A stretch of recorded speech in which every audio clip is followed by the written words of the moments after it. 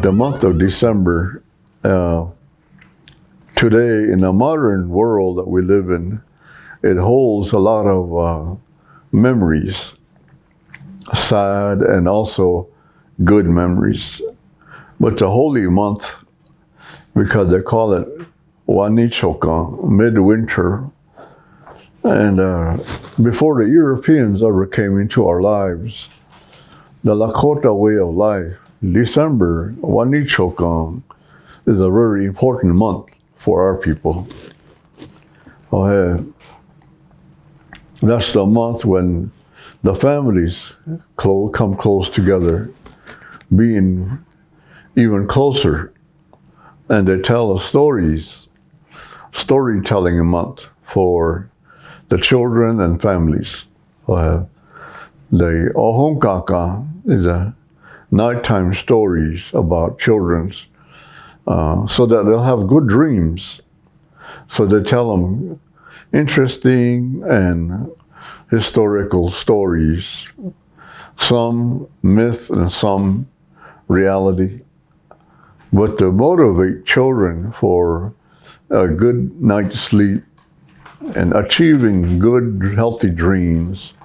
So Ohunkanka is a bedtime stories, which is really relevant and important to our children's well-being.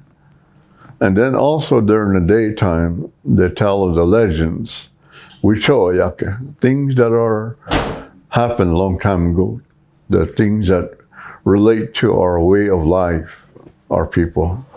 Many stories, the uncles, grandpas, fathers, sometimes the girls, the mothers, aunts, and grandmas. They each take turns telling nighttime stories, daytime legends about woman's role in society. Same way with the male. But it's kind of like an educational month. They consider it sacred month, December. And then that was before the Europeans came into our lives. And after the Europeans came amongst our people, nationwide with all the tribes, we had different experiences and different stories. Some not too popular, not too sad history in the month of December, but that became part of history, part of the stories. But around 1862, one of the major things that happened to our Dakota people was there was some accusations and alleged crimes against Native people, Dakota people, and took a lot of months of trial and judgment. And the state of Minnesota, 38 of our relatives were held trial and convicted and sentenced to death by hanging. And so that stayed in the memories of many, many people for generations. Of course, that happened around 1862. So several generations, people carry that in their memory. It was not to be forgotten, but part of history of how our people struggle to survive.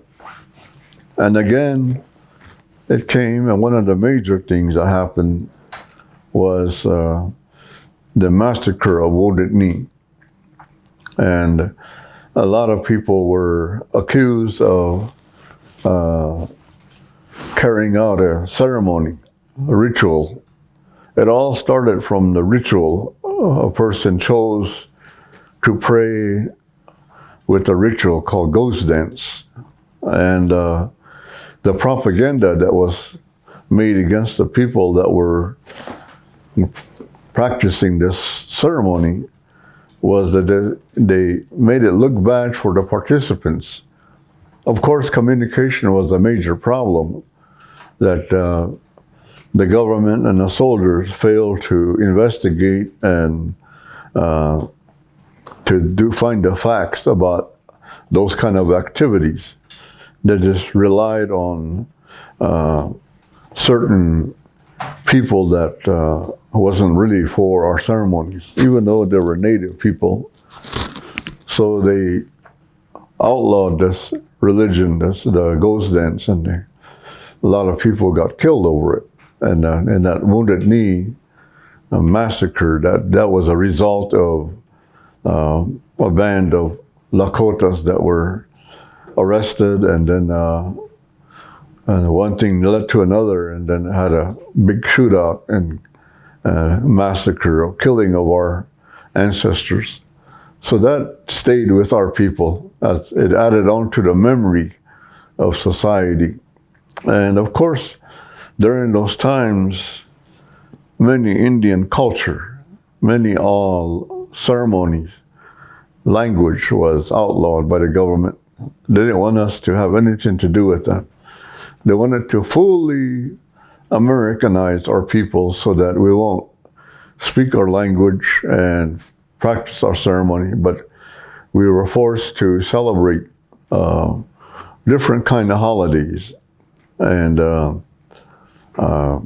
introduction of celebrating the birth of a saint or prophet, birth of Jesus.